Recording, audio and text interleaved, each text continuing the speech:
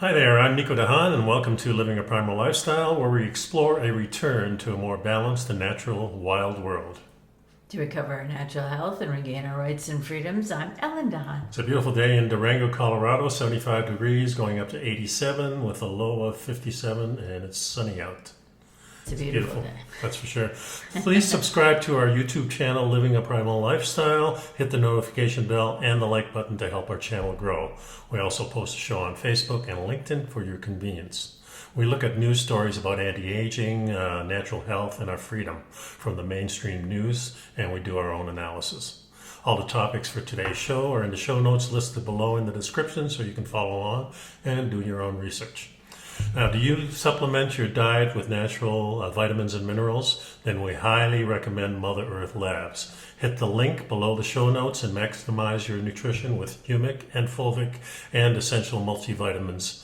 These two products give you all the essential vitamins, minerals, and amino acids you need required for a healthy immune system, with the ability for your body to actually access them and to detox at the same time. And they make a great selection of other products that may interest you. How you doing this morning, babe? Good. I'm looking forward to my project for today. We got some raw almonds, and I'm going to try making roasted salted almonds. Yum. From Great raw. snack. Be interesting. Yeah. Good.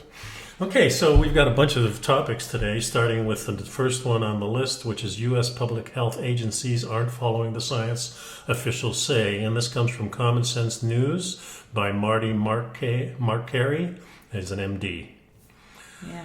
Yeah, it starts here. He says it's like a horror story. I'm being forced to watch, and I can't close my eyes. One senior FDA official lamented.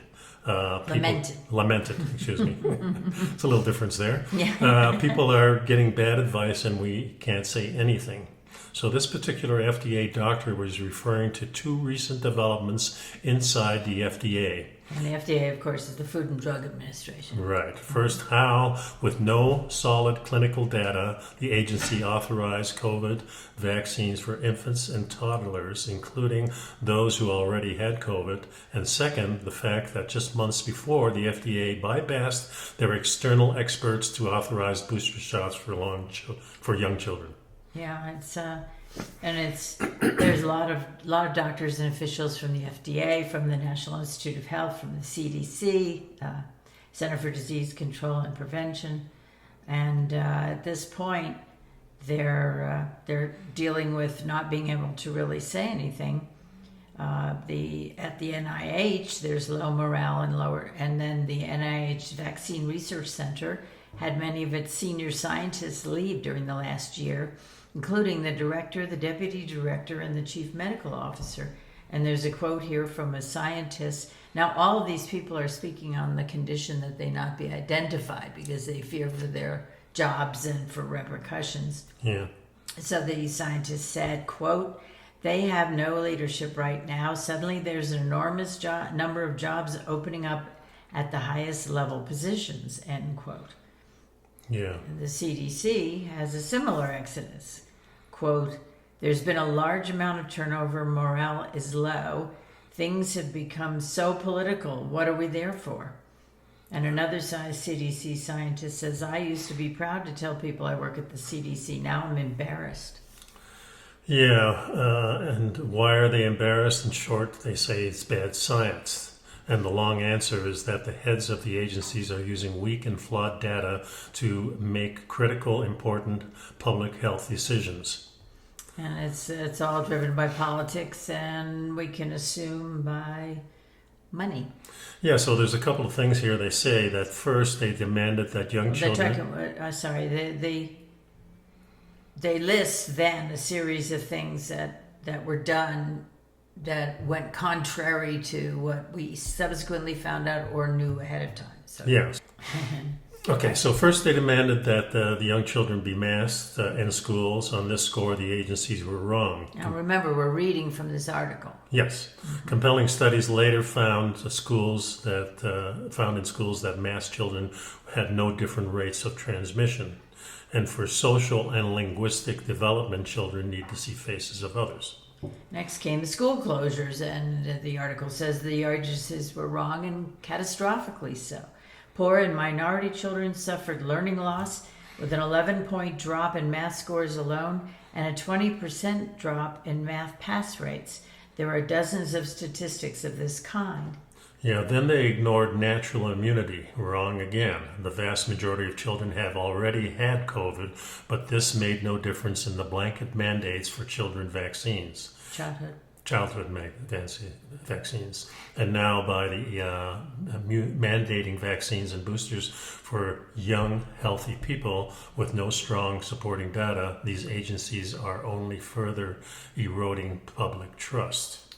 You know, it's very alarming, and we've been talking for months and months and months and months on various shows about the impact on the children. So now we have a CDC scientist that is quoted in this article as saying the CDC failed to balance the risks of COVID with other risks that came from closing the schools. She said learning loss, mental health exacerbations were obvious early on, and those worsened as the guidance insisted on keeping the schools virtual. CDC guidance worsened racial equity for generations to come. It failed this generation of children. Yeah, he says, one of the quotes here from the FDA said, I can't tell you how many people at the FDA told me I don't like any of this, but I just need to make it to my retirement. So they were fearing for their job loss. The repercussions and the retaliation could be significant. So why did the FDA and the CDC issue strong blanket recommendations for COVID vaccines in children? That's the real question here. Yeah, so and they have... they started with Pfizer. Yeah, go ahead.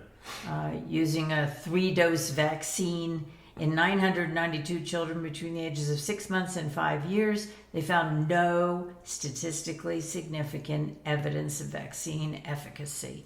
And in the subgroup of children aged 6 months to 2 years, the trial found that while the vaccine could result in a 99% lower chance of infection, they could also have a 370% chance increased of being infected. So in other words, there was such a huge range of the efficacy, of the effectiveness of this vaccine, that no conclusion could be inferred. There was no justification for pushing the vaccines to the age of 6 months to 5 years, or even 6 years. 6 months to 2 years is what they were talking about. Yeah, so basically the injection itself, it really didn't matter if you got it or not, because there's really no difference in the outcome. One of the high-level CDC's officials said, you can inject them with it or squirt it in their face and you'll get the same benefit. Yeah, and Moderna had results. They conducted a study of 6,388 children with 2 doses, and they weren't much better. Against asymptomatic infections, meaning infections that had no symptoms. Right. Go ahead. Oh, they claimed that a very weak vaccine efficacy of just 4% in children aged 6 months to 2 years. They also claimed the efficacy of 23% in children between 2 years and 6 years old. But neither were significant in the statistics. Yeah, and against symptomatic infections, Moderna's vaccine showed some efficacy that at least was statistically significant, but it was very low. 50% in children aged 6 months to 2 years and 42% in children between 2 and 6. Yeah, one of the FDA people said it seems criminal that we put out recommendations to give the mRNA vaccines to babies without good data.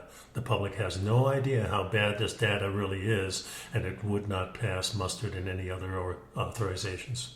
Yeah, and what they also said was we really don't know what the risks are yet. And the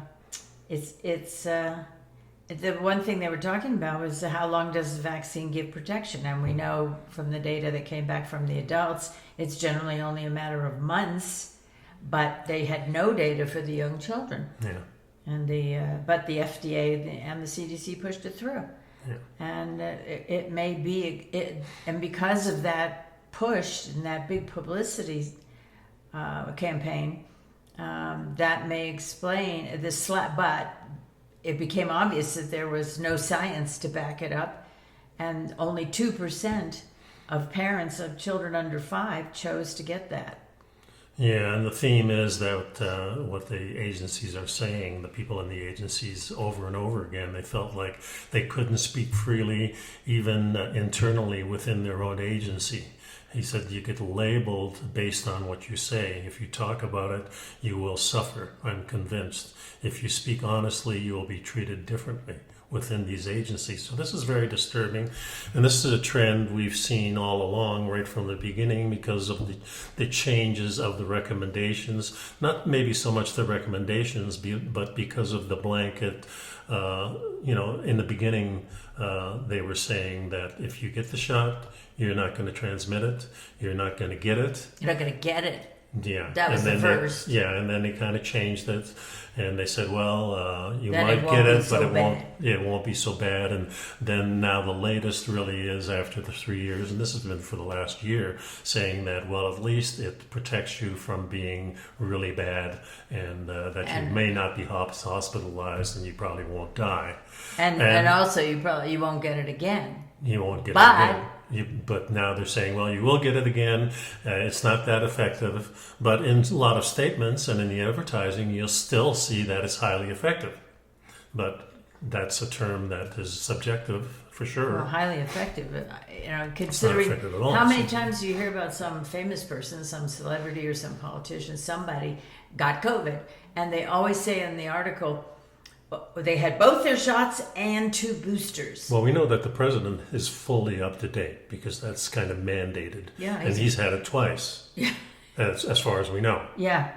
And all the things that he's been taking also really haven't been working either. And that's the new thing is that I don't remember the name of it. I forget the name of it, but now they're saying it's only 46% effective too. So, well, as of February of this year, 75% of the children in the U.S. already had natural immunity from a prior infection, and they speculate in this article that it could be over 90% of the children at this point because of how ubiquitous the Omicron has been. Yeah. That was the CDC's own research shows that natural immunity is better than vaccinated immunity. Yeah.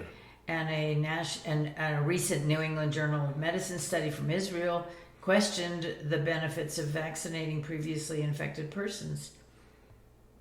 And many countries have long credited natural immunity towards vaccine mandates, but not the U.S. Yeah. It gets very confusing, this whole thing, what to take, what not to take, should you be taking it? I think that the key thing about this article is that the article says, the fact there is no public dissent or debate can only be explained by the fact that they are, meaning the general public and the health agencies, at least they feel that they are being muzzled. And it's certainly, we worry that we're not getting information and that nobody's having a meaningful conversation about it. And it's all the agencies involved. It's the CDC, it's the NIH, it's the FDA. Yes, all these agencies that are supposed to regulate the health of the community. And I think it also comes down, yes, I'm sure there are people who are working seriously on trying to find a way to control it. It seems like it because these are the people that are speaking out. Yeah, and they understand, and they've put together the whole history of how you treat somebody and the way that flus work and the way that the coronavirus works and so on. But it seems like what's happening in this article is worried about the crying wolf syndrome, where next time something happens, the CDC, the FDA, and the NIH have lost so much credibility that people may not listen. Yeah. And this just doesn't come from this one article. There are several articles. This was and including the New York Times and including Newsweek, all are saying the same thing. Wall Street Journal, all saying the same thing. So this is not our opinion. This is an article that just reflecting commentary from people who are in strong positions or longtime workers in the health industry with the CDC, the NIH, and the FDA. Yeah. And it's also kind of sad that they can't put anybody's name in there for fear of retaliation. Yeah. Yeah. But there is good news. The next article says there's a new kind of COVID defense, nasal spray vaccines. Now, this term, nasal spray vaccines, confused me a little because is a nasal spray a vaccine? If I use some nasal spray from the drugstore for decongestant, is that a vaccine now? Is this an mRNA thing? Doesn't seem to be. It says the coronavirus is a respiratory virus, so it makes us sick by latching on to the cells in the upper respiratory tract, including the nose and throat. So it should come as no surprise then that scientists are working on a nasal COVID-19 vaccine to stop the disease right where it starts. So I just looked sense. up the dictionary definition of vaccine, and it's a noun. It says a substance used to stimulate the production of antibodies and provide immunity against one or several diseases, prepared from the causative agent of a disease, its product, or a synthetic substitute, treated to act as an antigen without inducing the disease. But it doesn't say how you deliver it. Right, so it could be a spray, it could be an injection, it could be something you take orally perhaps. But we're not used to that. We're always thinking of vaccines as an injection. At least that's the way, unless you're watching Star Trek where they have the invisible needle. But researchers propose that nasal vaccines, however, may stand a better chance of blocking infections and making people less contagious by working in the lining of the nose. And this makes sense to me. That's probably the first place where the virus gets its remember hold. when this whole thing started, and when you started listing some of the doctors that were actually banned from YouTube and the news organizations, they were saying, clean your nose. Right. That's the first thing. That's where it starts. So if you gargle, clean your nose with some of these products that are over the counter, you probably are not going to get it, or it's going to be less traumatic for you later on. Yeah, and if I think about getting a shot in the arm in some just random place on your arm, how long it might take for anything to get through your body. Well, at first they were saying a week to 10 days. Right. Yeah. Or up to 2 weeks in some cases. So it seems to me that spraying in your nose would be immediate, and that would certainly explain. It says the nasal vaccine may stand a better chance of blocking infections and making people less contagious by working in the lining of the nose, the mucosa. Yeah, however, there is no nasal vaccine up for authorization in the U.S. market right now, but research looks promising. Yeah, wait 1 second. Okay. The sentence above that. A nasal vaccine will induce an immune response all over the body too, but it's actually concentrated in the upper respiratory tract where the virus enters. Yeah, and that makes sense. Yeah. But right now, it doesn't exist. Yeah.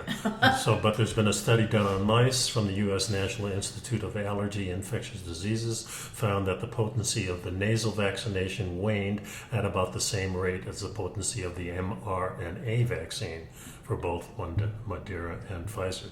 So it's not any better. But it starts working fast. It starts working. Yeah, the long-term efficacy is not any much different. And when they talk about these, the efficacy, they're really talking 6 months or less now. That's not very good. I mean, if we had a polio shot, or if we had a shot of for measles or chicken pox, or even the other pox, you would not say, if you have a smallpox, you would say, boy, this is not a really good product. And now we're saying, well, this is something that is highly effective in advertising, and it's going to save you from dying. And there's still lots of ads on TV for this, but it does say that it's kind of interesting. The last paragraph kind of struck me that the fact that most people now have some immunity, either through the vaccination or infection, makes it difficult to test an entirely new vaccine in clinical trials. So we might have to wait a year or two for clinical trials and authorization in order for the nasal vaccines to come to the market. And now, do we take this on top of the vaccinations? Do we take this instead of the vaccinations? It seems like instead. Yeah, that would and make it seems more like sense. it is not mRNA. It is, right, because they mentioned that in here. Yeah. That it has the same potency as that. but the mRNA vaccinations, as far as my unprofessional opinion, is yeah, non-expert. Well, non-expert, but there's a lot of evidence that Right. we haven't really tested it over the years. Mm-hmm. I'd like to see a 20-year test of things before I put it in my Yeah, body. So. We were talking last night, and I was saying, seems to me I'm concerned about what's going to happen in 5 years. What's going to be the repercussions, if any. Yeah. And or even and in 10 years in the long term, what will end up happening, and because there's no way to know now, No, because a lot of it's being stopped. or it just isn't available. Well, yeah, I mean, it and the takes things 5 that are years. available are being squashed. Right. All these heart things, and problem with some athletes, problem with some children, the heart problem with problems pregnancies, problem with fertility. All these things are still in question, and when it's being raised as part of the test, it's being squashed and saying, well, it's still effective and you're still protected. And you need to go get some more boosters and whatever, Yeah. Okay, we had enough on that. So the next article is strong emotion regulation can increase your lifespan. Yeah, this one I found I really liked. We have talked in the past about stress, and in fact, this article starts with stress is the sneaky villain. It's like the sneaky villain of the health world, lurking beneath the surface of so many physical ailments, from gut issues and headaches to acne, insomnia, and practically any condition associated with inflammation. Yeah. Because of how the body responds when stress strikes, both in the moment Which is and the over flight. and over a period of time. It's no wonder that it could have a negative effect on lifespan too. So we've talked a lot about fight or flight, the natural response of the human body if it's threatened with a dangerous situation, is the fight or flight. You get your boost of adrenaline, you get whatever other hormones are Yeah, and working there's a in your couple of body. things. Some of these are psychological, some of them are physical. Yeah, well, but just let me finish the Sure. sentence and we'll go back to that, because the thing is, it's fight or flight is intended to be an extremely short term Right. and needed immediately to survive, Yeah, and then it abates. Yeah, you step into the street, you notice there's a bus coming at you, and you get out of there. You jump out of the way, Yeah, right? and you Right. go, whoa. You're not that going to was fight the something bus, else. right? Well, not only that, Flight is- psychologically, it's over fast, boy. Yeah. This is great. I'm Yeah, alive. and then you calm down, Yeah, and everything yeah. gets back to But normal. what's happened now in the past few years, and even over probably the last decade, I think- gradually building and building, if maybe even longer. Started in the 80s, as far as I'm concerned, with the drugs and everything like that, Yeah, and the news changing. Before we had just the nightly news, you had a half hour, maybe 15, 20 minutes of news locally, and then you had the national news, and then And all you of a had a sudden, 24-hour-a-day news station. yeah, which sounds really great because you can get it anytime, but Then you got breaking news and you got breaking news with constantly. loud music going. But you also have it with the medications and the responses that your body has to these medications, especially what we talked about for the last two articles with these responses, not only of the drugs, but now of the doubt of these agencies that are protecting us. You got lack of confidence Right. in where you usually get what's your usual source of important Right. information about your health. You got an environment in which jobs have been lost, jobs have changed, jobs have been eliminated, salaries have gotten very stagnant. I mean, it's kind of shocking to me when I review anything to do with salaries for people. Somebody worked for 10 years as a technician in a laboratory is still making $26,000 a year. With no benefits. Well, how Yeah. do you raise a family? Sure. How do you pay for what you need? Even just getting a roof over your head. In some cases, the rent's more than $1,000. If you're making $26,000, that's before taxes. Yeah, now you have the added stress of the inflation of the 9% or more in the last year, if not more than that. Well, On yeah. food, it's probably 25%. I Yeah, would the think. food's gone Housing, up, the houses, everything. gasoline prices for the So these are stresses that I would Huge say stress. are part of our modern society and the way everybody's acting. It's just piled on. and It then, says- and then you also have the stresses of your kids growing up in an environment where maybe there is drugs or there's maybe bad behavior, or you have a child with special needs. There are an awful lot of children with special needs these days, and that adds huge stress, not only emotionally but financially, of course. Yeah. And there's just a lot of stress out there.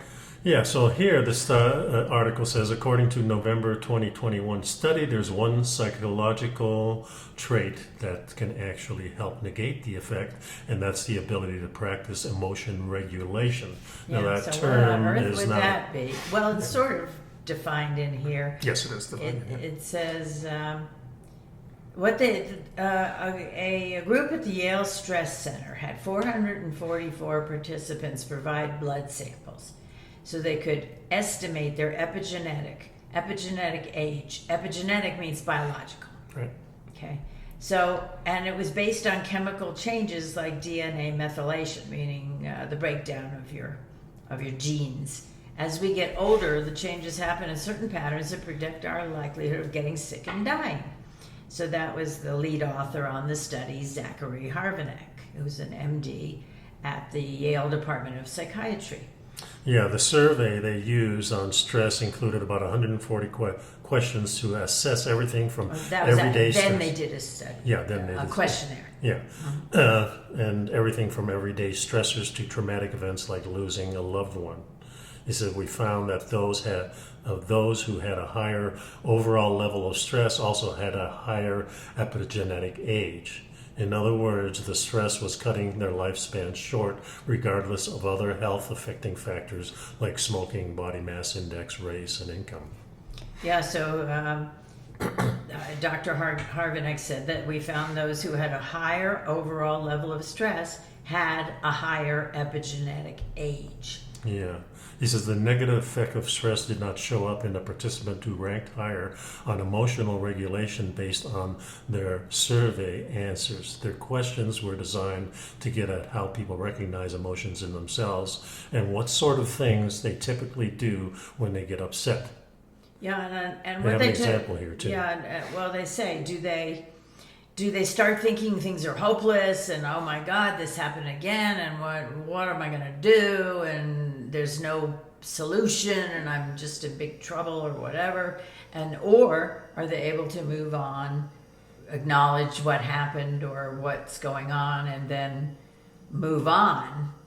Yeah, and this is really important. In my life, I've had really, really good luck and a good basis because my dad was so positive. So this is part of positive thinking. It's the part of the Dale Carnegie that I started reading very young, and then many, many authors and many courses that I took on how to look at things on the bright side, I would say. Mm-hmm. It's kind of saying, okay, this has happened to me, this is not good, but how can I move on from here, and how can I improve the situation? This is always what goes on in my mind, and I think that type of thinking really sets you up to look at a whole different side instead of the kind of thing that goes on in your mind when the shit hits the fan, so to speak, and you go, oh my God, what do I do now? Here's the thing. Okay. Number one, you cannot change the past. No matter what you do, whatever happened, happened. Right. You can't change it. You can process it. You can figure out how to deal with it differently if something similar comes up. You can forgive yourself because nobody's perfect and everybody makes mistakes and everybody has things they wish they didn't do in retrospect or say. But acknowledging the feelings, this article talks about that, is you have to go through the emotion and then let it go. Mm-hmm. And I mean, that doesn't mean that when a loved one passes away that you forget about them. Obviously you don't. And the pain, it's painful and it's sad and whatever. Well, it's kind of the accepting of the response that you have, so it can and it go away. takes time.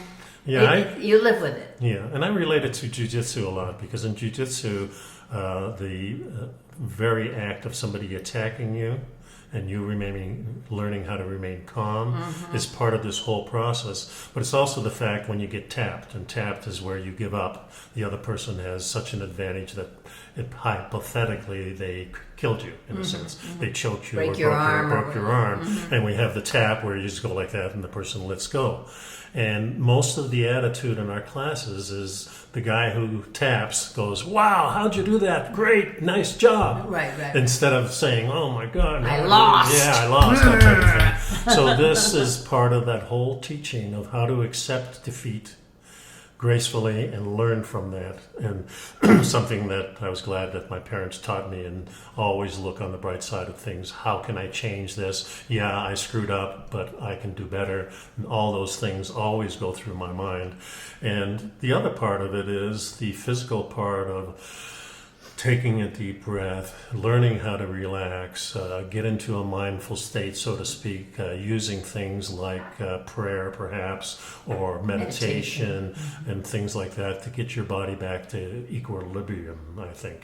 Yeah, well, at the end of this article it says how to boost your emotion regulation skills and increase your psychological resilience. I was not as fortunate as you were in terms of having a positive attitude and a teaching of a coping mechanism. No, but we did in the same place.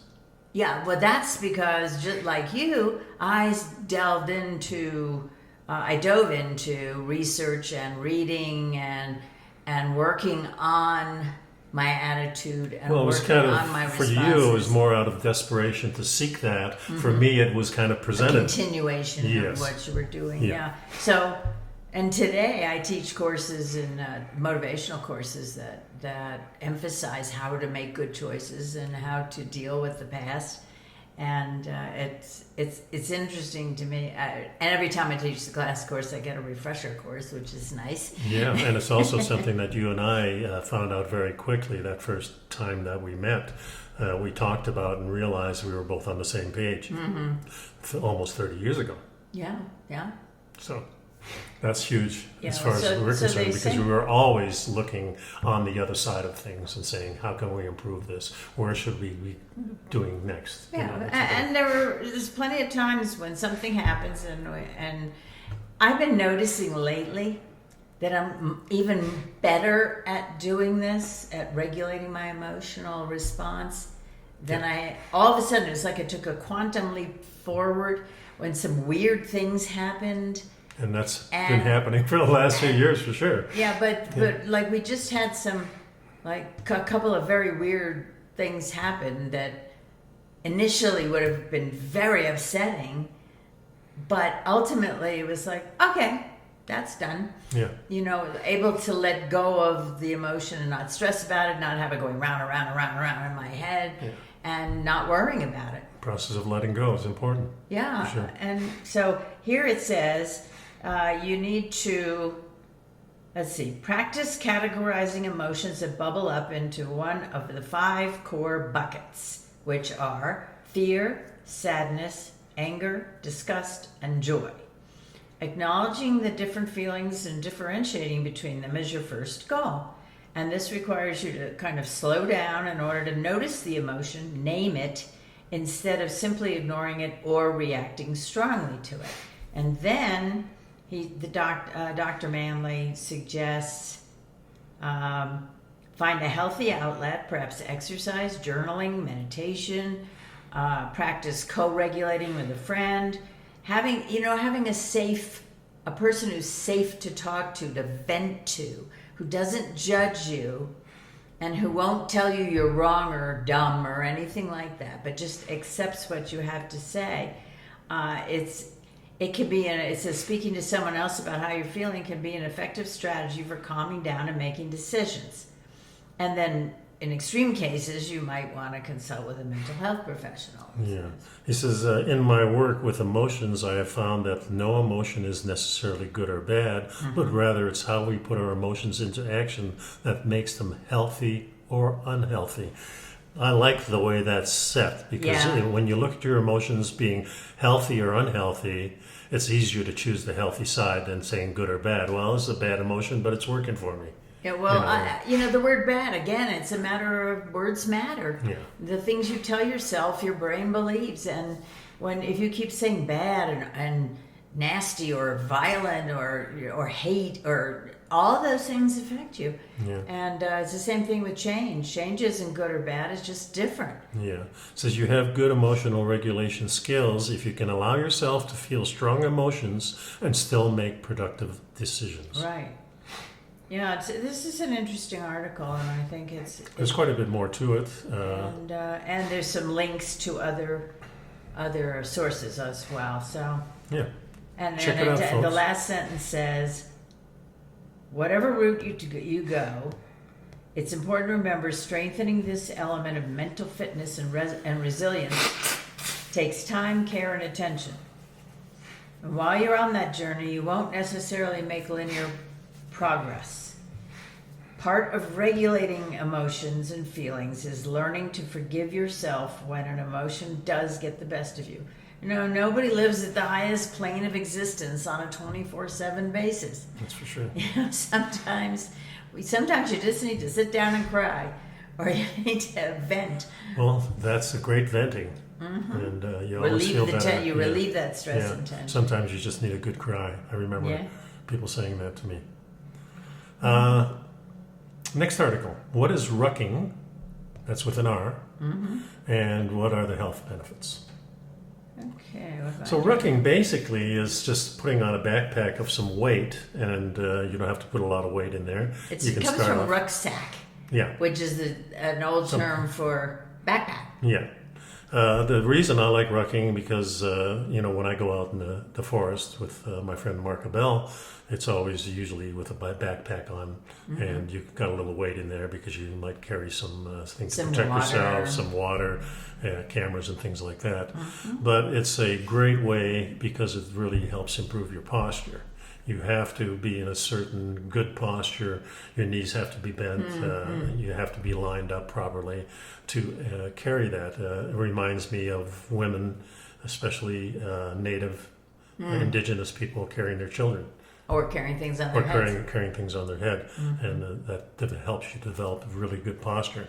In fact, I remember when my sister Corey was taking lessons for being a model. One of the first things I remember walking around the house with a book on her head. Yeah, I think that was a thing from the late 50s where I think so. that was practicing posture. You had to balance a book on your head and walk around the room. It was strange because that was more in the women's bailiwick, right. Because they were being taught these things, and guys were running around the football field or whatever. Right. Yeah. Well, so in other words, rucking is walking with weight in a large backpack. Yeah, it requires strength and endurance, which makes it a great cardio for people who hate cardio.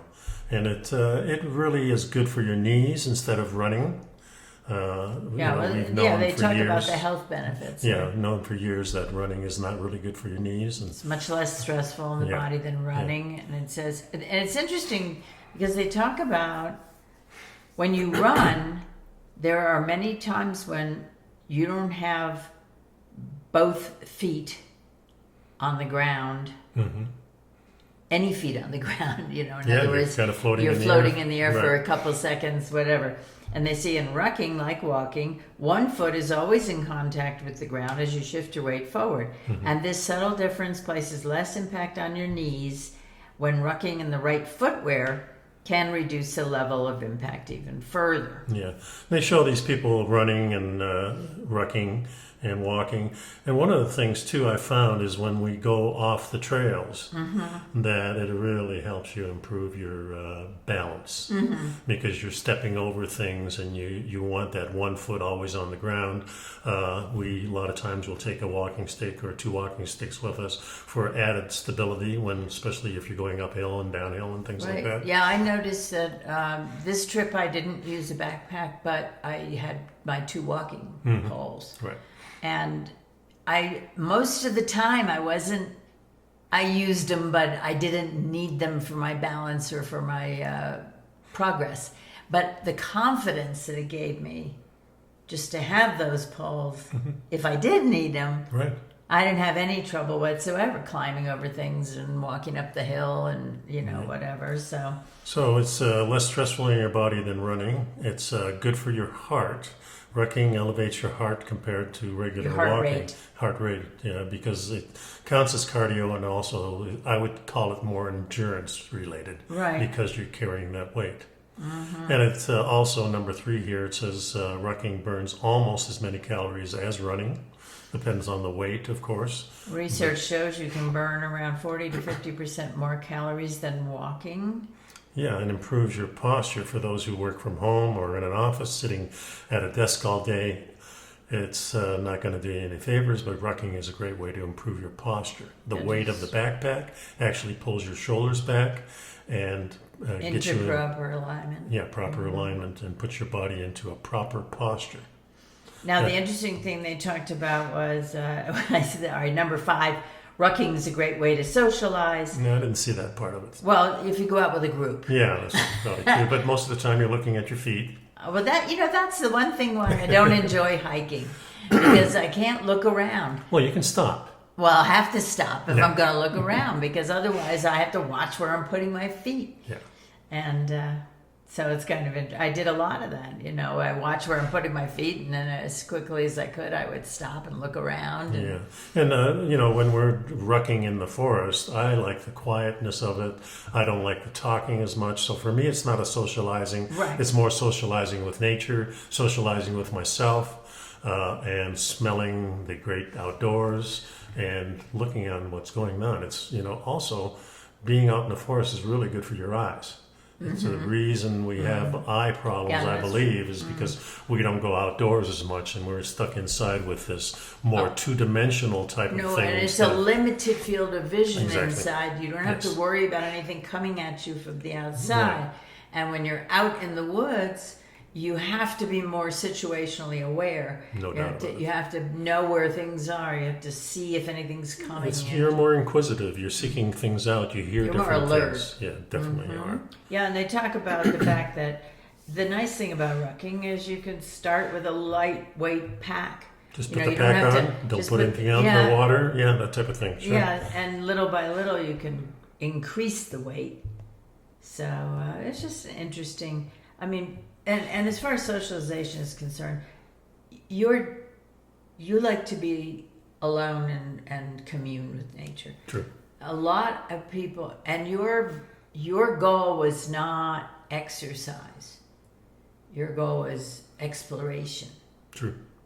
Yeah. So a lot of people, like we see people walking up and down our street every day, just dozens of people walking dogs, having a little health walk with their spouse or with their family, or taking the baby out in a stroller, Or or their whatever it iPod is. or whatever. Whatever it is. Or their phone. That's the Yeah, worst. well, all right, but we see people walking for exercise, and I see people all the time, maybe two ladies who are neighbors, or they're chatting away while they're walking.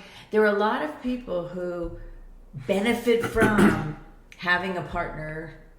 A lot of people would say, well, I would never go to the gym if I didn't have a friend at the gym to work out with, that kind of thing. And taking a walk with somebody it's a nice way to socialize. So I think I can. It's not for me, but No. there are a lot of people who socialize on that level. I don't see you joining a group of 12 ruckers.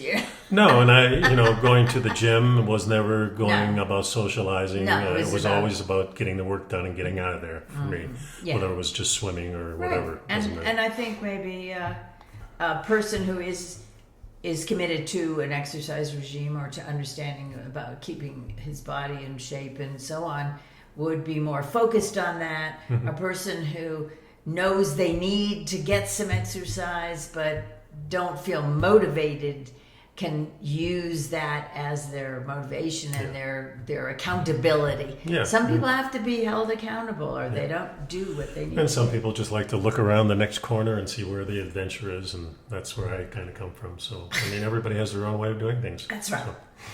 Next article is A Taste for Sweet. An anthropologist explains the evolutionary origins of why we're programmed to love sugar. No, I read this article and I read it again and I'm thinking, and finally what I got out of it was the material that says a fundamental challenge for our ancient ancestors was getting enough to eat, enough calories to keep you going. The basic activities of day-to-day life, such as raising the young, finding shelter, and securing enough food, all required energy in the form of calories. And you've talked in the past about, you go out hunting, you don't get anything, you don't eat. And there's some that it becomes more compelling and more important the longer that goes on. Sure. Individuals more proficient at garnering calories tended to be more successful at the raising of the young and the finding of shelter and the securing enough food. They survived longer, had more surviving children, greater fitness in evolutionary terms. Yeah. So apparently, in nature, sweetness, of course, signals the presence of sugars. Sugars are an excellent source of calories. And so the foragers who could perceive that sweetness and detect whether sugar was present in potential food, especially plants, allowed them to assess calorie content with a quick taste before investing a lot of effort in gathering, processing, and eating the items. And I think what we're talking about here are a couple of things. The first thing is probably fruits. Fruits are either sour or they're sweet, and the sweet ones tend to be less harmful in that form. Yeah. They only come at certain times of the year. So if you're an indigenous person or you have an area that you're foraging in, you know when those times come and you go out and seek those times. Right. They're imprinted in your mind because of that sweetness and the taste. Yeah, and The because... other thing is the honey, which is produced by bees and other sources. So you're looking for those things at specific times, and they're really imprinted in your memory. This article also brings to mind that in nature there's not a lot of it, but yet it's so important to our survival at certain times of the year. Most of the time it's either spring, when you've just come out of winter and there's some sources of fruits out there or things that have sweetness, and you go after those. And the other time is in the fall. In the winter, you're not going to Preparing for winter. Yeah. So you're more likely to hoard those. In other words, you come along with a fruit of some kind and you get a basket or something like that, and you get a lot of them. And I remember up north in Canada, that's what we did during blueberry season. My mother sent us out with a bowl and say, go find them. And we knew from the last year where they approximately were. They'd always move a little bit, but they were always in that same area. And as an 8-year-old kid, I knew that. It was an instinctive thing. Then what did you do with the blueberries? We ate a lot of them while we were out there naturally, but we brought them home and then we put them in some milk, usually with a little more sugar on top of it, perhaps.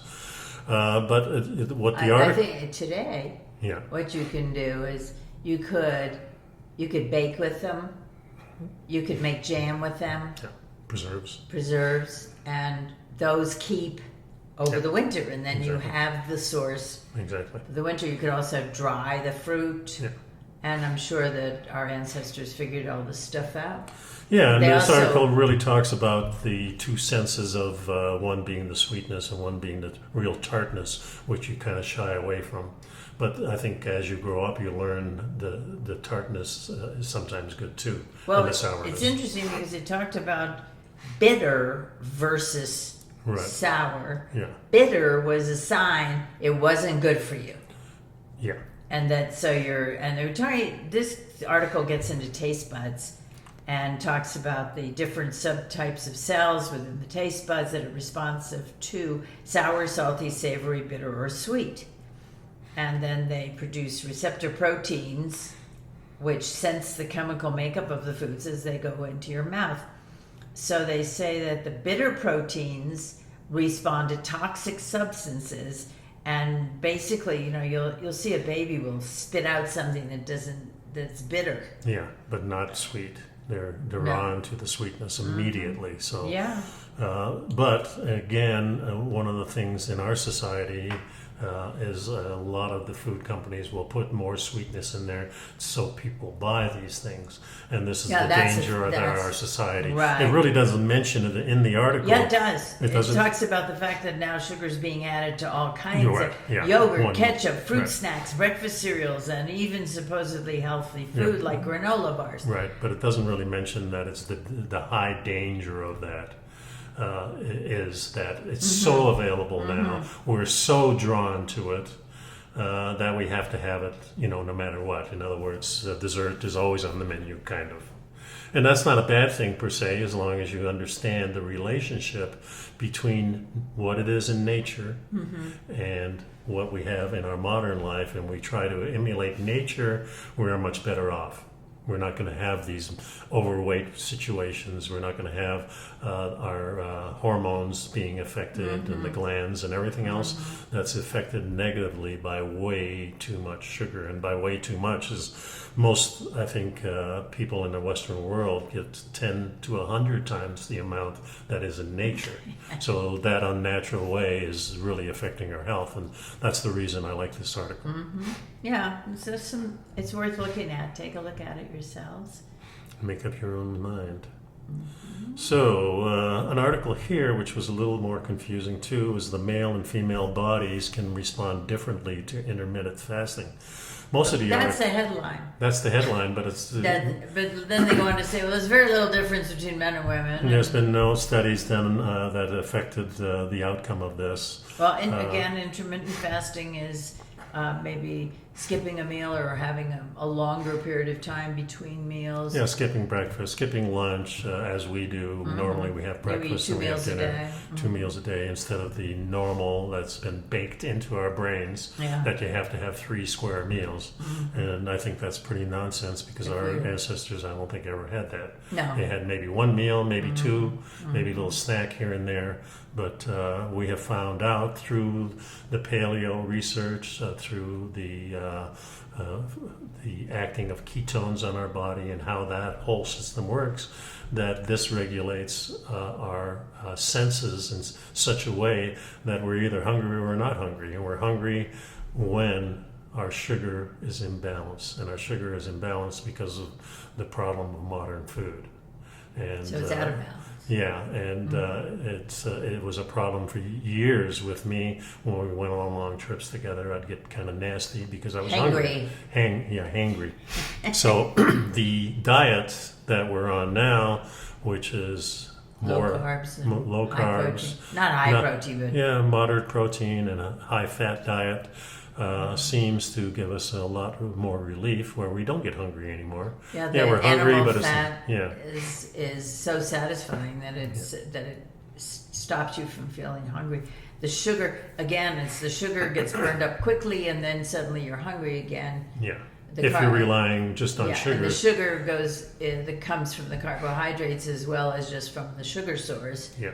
And so then if you're relying on that, you're going to be hungry. Well, it's the whole thing revolves around what's our natural way of getting energy. And our modern world has been teaching us for the last 50, 60 years is that we need carbohydrates because they're a great source of energy. Bursts of energy. They are a great source of energy. They just run out very quickly. So it just made sense from an evolutionary standpoint to us that if we use fat instead of the sucrose, that it lasts much longer, almost indefinitely, because we all have enough fat, and that you don't get hungry, and then you can eat a little bit of sugar and it's not going to be a problem. So that's the way we run our lives now, and it's been working for us. Well, it's interesting here in this article because how many times have I heard people complaining that the men went on a diet for a week and lost 22 pounds. and the women went on a diet for a week and lost 1.25 pounds, Yeah. Things like that. But there was a study done in 2020 and published in Nature, which is a magazine, obviously, and they looked at the difference between 609 healthy men and women on either a low-carb diet or a low-fat diet for an entire year. And the men on the low-carb diet lost more fat mass than the men on the low-fat diets, but not the women. Men also had an easier time adhering to their diets, and ultimately, the men on low-carb diets lost significantly more weight, lean mass, and fat mass than the women on the low-carb diets. And one of the reasons for this, of course, is that typically men have more muscles. Mm-hmm. So higher density of muscles, which means your Weighs ability, less. well, not that so much, is their ability to generate energy and use the fat in their bodies. And women don't have as much muscle, so it's a little bit harder for them to lose it. Also, the tendency for protection for women is there during reproductive That's times. what I was thinking. There must be some evolutionary benefit Well, if you're going to to feed having a child, layer of fat. you're going to feed the child. What are you going to feed it with? Right. Right, you're going The to feed it. breastfeeding would be coming from your body, and That's you'd right, need all the these things, reserves and so on. That's interesting. So I don't think this gave us really too much. They do mention a connection to keto here. But that was a low carb. That was a low carb thing. So yeah, read that Yeah, and see. it's interesting. So, everything helps. Everything adds to your information sources. Here's one. This off-grid We've been toilet talking a uses lot sand. about alternative toilets. haven't we? Yeah, and it uses a conveyor belt to flush your business. So this toilet uses a mechanical flush, no electricity, a basic conveyor belt to move solids away, no water, and a divider inside the bowl that separates the waste systems so they can be used independently as fertilizers. This is called a sandy.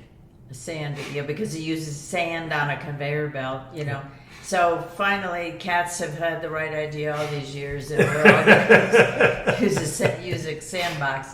That's right. It's interesting because there is a push, and we've seen 3 or 4 different designs, and the reason that they're out there is because there are huge areas of this world where there are no sanitary facilities. If you don't have running water, you don't have electricity, whatever it is. Well, it says here over 1.7 billion people still don't use basic sanitation services such as private toilets or communal latrines. So it's almost 500 million people still practice defecation out in the open. And 92% of them live in rural areas. Yeah, so that's so foreign to us in the United States here. Crowded, smart. But I've always felt that these whole huge systems of sewage and stuff like that is not really good for the environment. It takes a lot of energy to do it on a massive scale, to process it all. So when you're coming up with these off-grid toilets that do it for you in a very easy way, that don't use a lot of energy, don't use a lot of water. Don't use any in this case. Right, and then at the same time, you've got compost and things that you can use to grow food and other things. So it makes a lot of sense that something like this is going to be very advantageous at first, probably for people off-grid, and then people who are more concerned about the environment, and then maybe later on we're going to come up with a system that we can use instead of a septic tank, or the big, huge sewer processing systems. plants. Yeah, the interesting thing here for me is they talk about using urine as fertilizer and bury the rest to use as compost. And it's because if you use the huge outbreaks of E. coli have been because of human waste contaminating the plants. So it's interesting. I'm not sure how that would work, but if you process the solid waste On the local level, this is processing it just in your home, for each toilet. and if you if you use it and you let it dry and then you bury it and you Well, the use it as liquid is compost. synthesized in such a way that you can use it immediately for compost, and then the solids container for fertilizer. you can use it for fertilizer after about 4 weeks. So they have these containers. They can wrap them in things, so you can just put it into a storage and then use it in your or you garden can just within a bury month. it.